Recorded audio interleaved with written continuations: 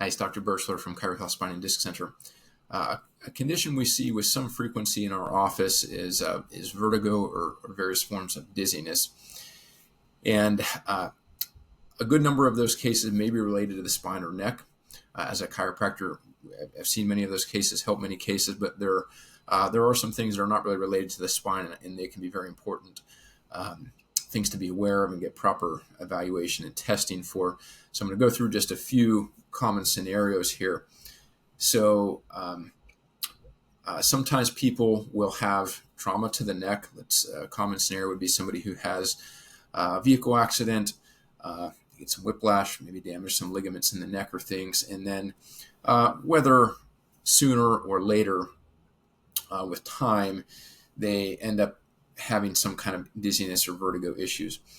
And that can happen because the body's what's called the righting reflex, where the body senses its own position and kind of corrects the posture and keeps the eyes level to the horizon, is largely sensing the position of the neck, the base of the skull, and compensating or correcting for that.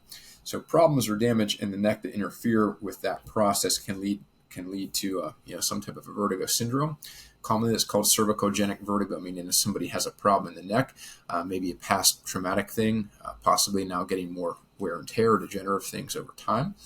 And in those types of vertigo, chiropractic and various types of physical work with the neck, possibly decompression or types of traction or things, they can be very, very helpful for that, right?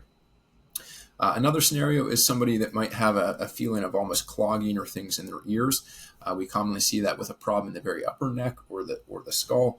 And by working on the upper spine, right where that skull sits on the first vertebrae and keeps the eyes level to the horizon, making chiropractic adjustments in upper neck problems can be very helpful, even if there's a sense of this kind of feeling like the ears are plugged or clogged or something like that. Sometimes there is a direct connection to the spine.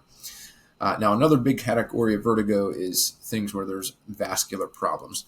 And this is a model, but these red areas here are showing what's called the vertebral arteries, which are arteries that come out of the heart and they go up through the neck and then eventually, join up into the brain or things.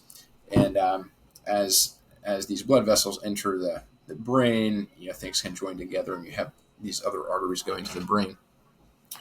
If these arteries are clogged, and then you have other arteries called the carotid arteries as well, which are in a different location. Those kind of things can certainly cause dizziness, vertigo, and there are tests that can try to identify that by holding the head in certain positions. If you hold the head and it starts to stretch or block an artery on one side, if somebody gets dizzy after being in that position for, say, 20, 30, 40 seconds, that might be more a sign of vascular problems. Things where there's small amounts of motion or something and people get dizzy, that's probably more likely to be neck. But things where there's other facial symptoms or these certain positions that tension the arteries cause problems, could be vascular. There are imaging tests, ultrasound, or various types of imaging for flow through the arteries or for constriction of the arteries, and those become important tests if there's some indication that those might be vascular.